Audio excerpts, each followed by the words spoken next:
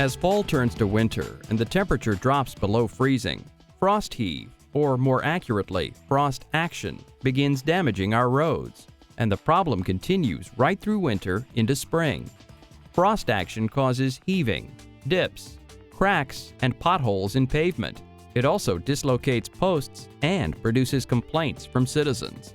The damage caused by frost action is a major cost factor for public works agencies and road users.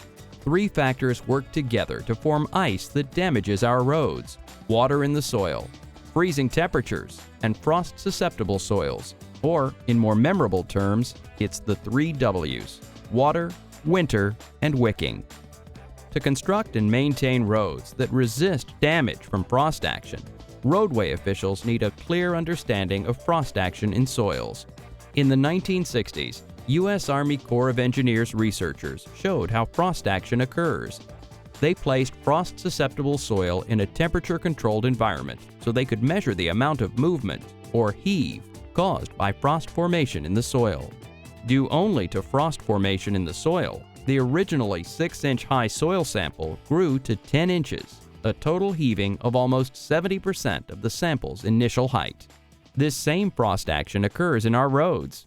Just as in the laboratory experiment, when water is drawn into the soil by capillary action, ice forms in the soil. That heaves the pavement upward and eventually leads to pavement damage.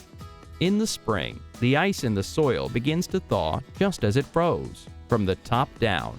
So now, water in the base layer is trapped between the pavement surface above and the still frozen subgrade soil below. With nowhere to go, the extra water pulled in by capillary action during the freezing process saturates and weakens the base. Now, traffic loading damages the entire pavement structure. There are 4 ways to repair frost-damaged pavements, or to build new pavements that are not susceptible to frost damage in the first place. One is to improve the quality of the subgrade soil, either by replacing frost-susceptible soil with non-frost-susceptible material, or by blending non-frost-susceptible material into the existing soil. The second method is to insulate a frost-susceptible subgrade from the upper pavement layers to inhibit the top-down advance of frost.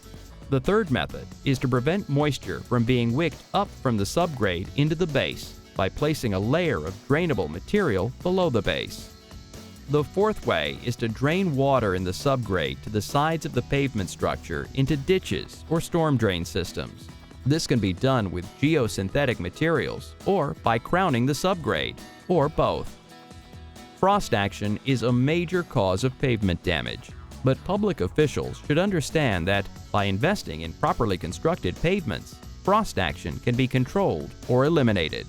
With better information, we can improve our roads and reduce costs.